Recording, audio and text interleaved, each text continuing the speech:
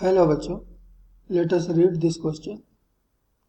If a motorcyclist skids and stops after covering a distance of 10 meters, the stopping force acting on the motorcycle by the road is 100 Newton, then the work done by the motorcycle on the road is. इस question के लिए जो की concept है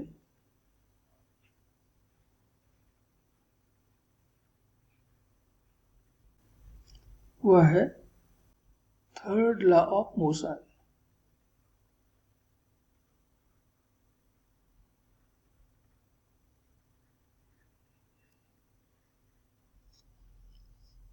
ये motorcycle left की तरफ जा रही है, तो रोड ने इसके ऊपर जो फोर्स अप्लाई किया है वो निश्चित रूप से इसके वेलोसिटी का अपोजिट होगा। तो this is the force applied by road on motorcycle. तो इस एक्शन का हमें एक रिएक्शन भी मिलेगा कि रोड ने मोटरसाइकिल पे जितना फोर्स अप्लाई किया, मोटरसाइकिल भी रोड पर उतना ही फोर्स अप्लाई करेगा, but in opposite direction.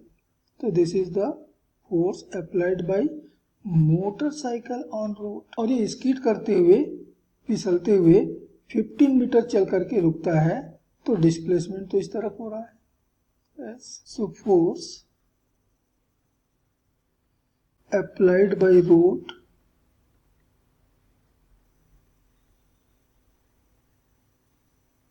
On motorcycle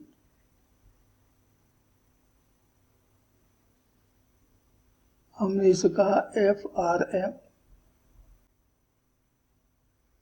ये बराबर दिया है 100 न्यूटन। अब ध्यान दीजिए कि जिस डायरेक्शन में डिस्प्लेसमेंट है, डिस्प्लेसमेंट हमारा इस डायरेक्शन में है लेफ्ट की तरफ, ये फोर्स लग रहा है राइट की तरफ, इसलिए ये नेगेटिव फोर्स हो गया compare to displacement. And therefore force applied by motorcycle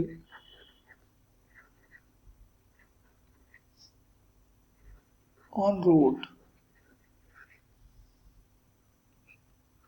अर्थात FMR ये बराबर हो जाएगा plus 100 Newton.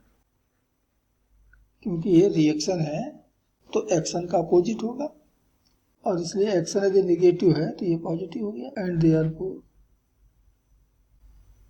Work done by the force applied by motorcycle on road W बराबर होगा इनटू डिस्प्लेसमेंट। तो ये तो है प्लस 100 न्यूटन और डिस्प्लेसमेंट हुआ है 15 मीटर का, तो वर्क मिल रहा है plus 1500 joule.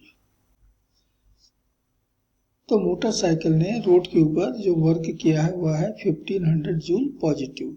And this is final answer of this question. और इसलिए ऑप्शन ए इस क्वेश्चन के लिए करेक्ट आंसर होगा। Hope you understood it well. Best of luck.